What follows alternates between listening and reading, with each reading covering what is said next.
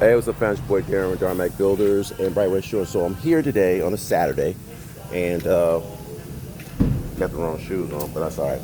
I'm here on Saturday, and the roofer's in. We have the inspection with the sheathing. That means that the plywood that's on your roof that's holding these trusses together, that has passed. That means it's nailed off properly, and we can. What's this on my foot? Damn it! All right. So they can we call it dry in. They can dry this in, and we call it dry in. It's because it's gonna, like, if it rains today or whatever, we don't want water just coming cascading on the plywood. That's not a good thing. It does happen. Really, nothing is really gonna happen unless you just got rain for like 8 days in a row. You can't do anything. The plywood start buckling, and then you got to get to the point where you start replacing plywood. Okay, so. Fortunate for us, that's not a thing. Unfortunate for us, it's just a heat conundrum right now. All right, it's hot as hell.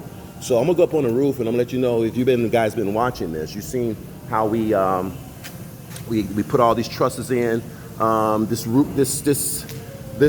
particular bedroom here, you see the coffer seals here. It's got a 12-inch indentation. When your drywall goes in there, you got the roof is going to be a certain height, and then in this area here, it's going to have a step up, a rise up. You'll see it when you go ahead. We have it there, and then we also have it here. So when I ordered the trusses and everything, this is what they wanted to do. Order the trusses, had the trusses delivered. That was something that my company does in terms of bringing the shell together. We built this whole house from the very beginning, from the foundation all the way up to what you see now. The pool was in. If you was watching those videos, the pool was in prior to we starting the foundation on here. So I'm here on a Saturday just doing my own thing. Got my coffee and everything like that. I already went to one location. I'm gonna go to another one after this. Okay, so the pool is set, you know, and then we're gonna bring in the pool deck. I got some stairs that's gonna be coming here, probably next week we'll start forming up the stairs here and over there. We got got a couple of stairs I think is going to be going here as well. All right. Got the retaining wall that we built. That's got poured concrete in there. That's keeping everything in on this side of the location here. Do a little cleanup next week. Get rid of these scaffolds and pour shoring. My boy Kevin came out here and put these columns in. We're going to put the bolts up in here. See those holes there? We got a bolt that's going here that's supporting this, all this weight that's transferring from there to this column. Got a pad there. If you've been watching the videos, you'll see where that was a deep pad. Got a column here, same thing, all the way up. That's supporting this truss here, this girder here. A girder is when you got like 2 or more trusses together, right? So just so you know, you hear the girder, you hear trusses. They're interchangeably, but I'm trying to give you the correct jargon. So this is supporting that, all that weight. This is going to be inside a wall. So don't be running through the house. You're going to run it right into a steel column. This is another here. You see these 2 trusses here. Those constitute a girder. Boom. Got it, right? So usually you have a different support there when you got a girder. So you'll know. That's another girder. You can consider this 2 trusses together. And everything here. All this lumber. Now, this particular lumber here, I'm taking to another job site because I don't need it anymore. I'm gonna go up there and let you see all that noise. I don't need it, but I don't need no more on this job here.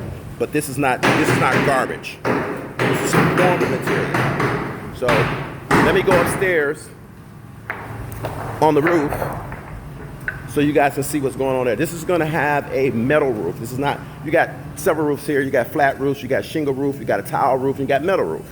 Okay, this house is particularly gonna have a metal roof. So, and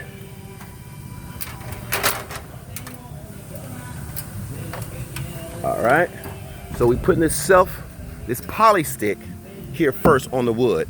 And you can see it says self-adhered fire resistance, right? You can see that. High temperature underlayment. That's what we got going on there. All right, so you'll know. Okay. And it's Miami-Dade approved. So this is the roof that we put up. Ooh. So we have this here. We got the penetrations through the roof here, as you can see. It's a big ass roof, to be honest with you. See this here? So this here is what we use when we're doing a metal roof, okay? Oh my Lord. That's what we got here. This whole roof we did. So now if it rains, we good. I don't care. Everything is going to be done. So the guys are putting this in here on a Saturday.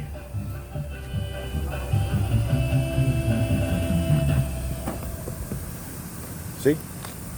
So now once we get the metal up here, my ass ain't gonna be up here.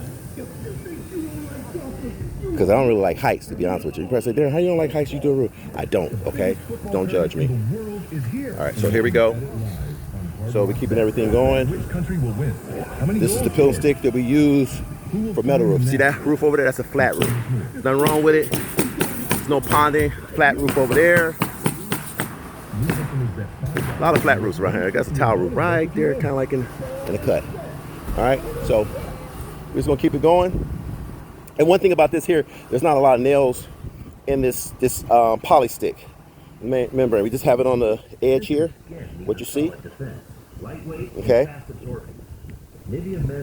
And they putting it down. So let's keep it moving.